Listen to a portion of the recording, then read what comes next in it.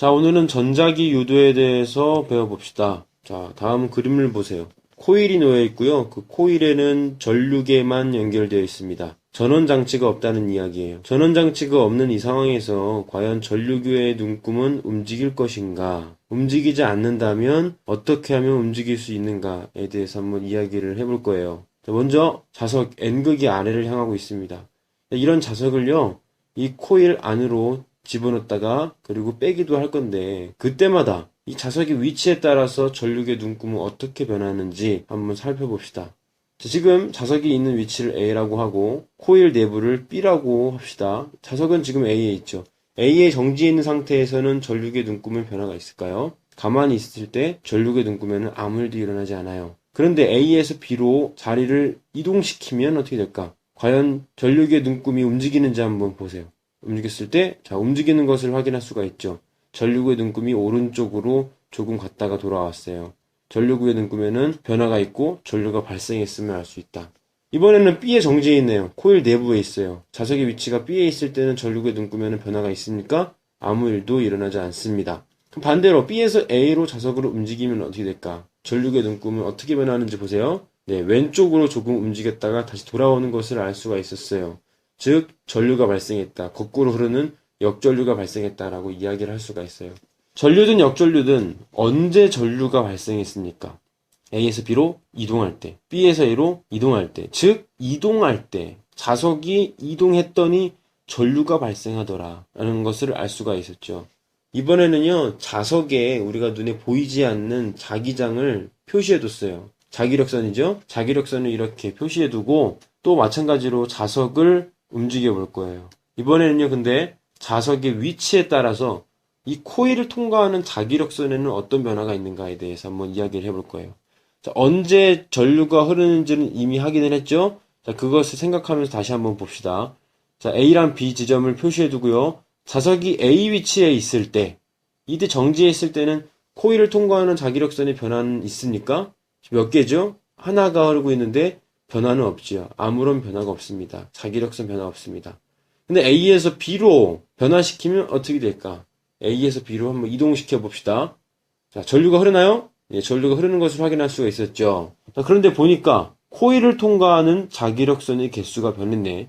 몇 개나 변했습니까? 1, 2, 3, 4, 5 이렇게 5개가 생겼으니 총 4개가 증가했다고 할 수가 있겠네요. 자, 이때는 역시 전류가 발생을 했고요. 이번에는 자석을 B에 고정시켰을 경우 움직이지 않았을 경우에는 코일을 통과하는 자기력선의 개수에는 어떤 변화가 있습니까? 네, 5개에서 계속 5개로 유지가 되죠. 아무런 변화가 없습니다. 반대로 B에서 A로 자석을 움직이면 전류가 흐른다는 것을 알 수 있죠? 그런데 자기력선의 변화는 있나요, 없나요? 자기력선이 하나밖에 안 남았네요. 즉, 4개 감소했다는 얘기예요. 이런 상황에서 전류가 발생했음을 알 수 있죠. 자, 언제 전류가 발생했습니까? 자기력선을 이야기하면 자기력선이 증가하거나 감소했을 때 전류가 발생하더라 라는 것을 알 수 있었죠.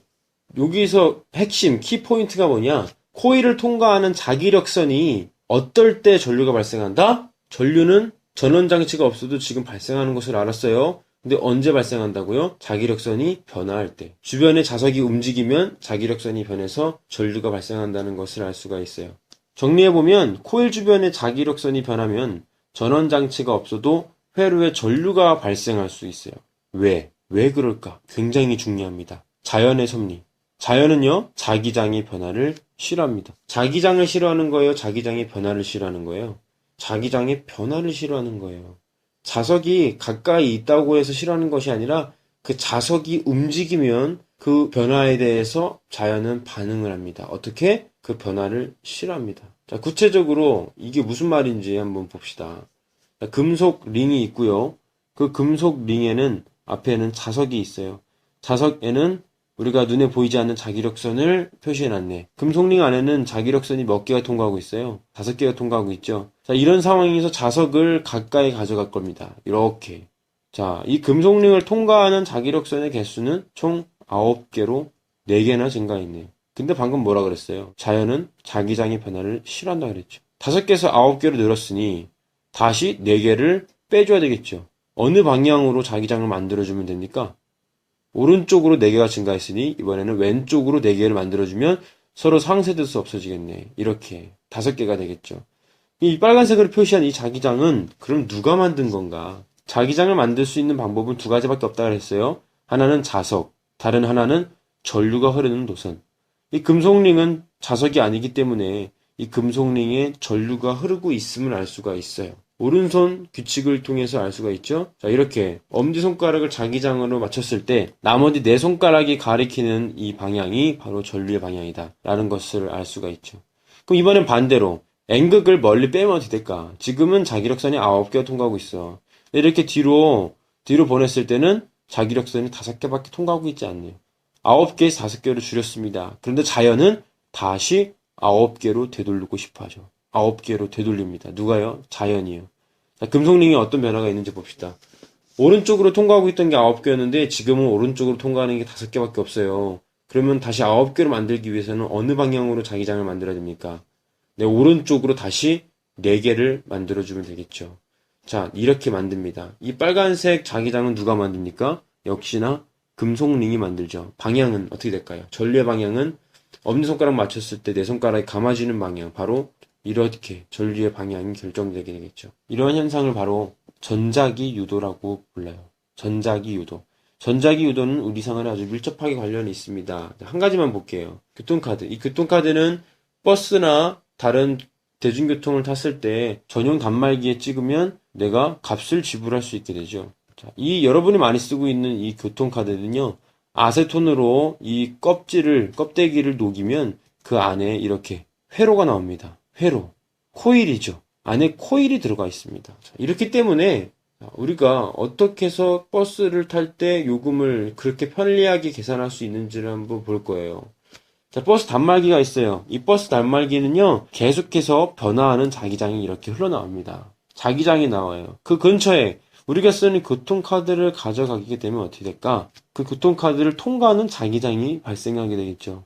교통카드 입장에서는 갑자기 어때요? 자기장이 갑자기 확 생겨버리니까 자연으로서 그것을 다시 되돌리기 위해서 거꾸로 자기장을 만드는 거예요.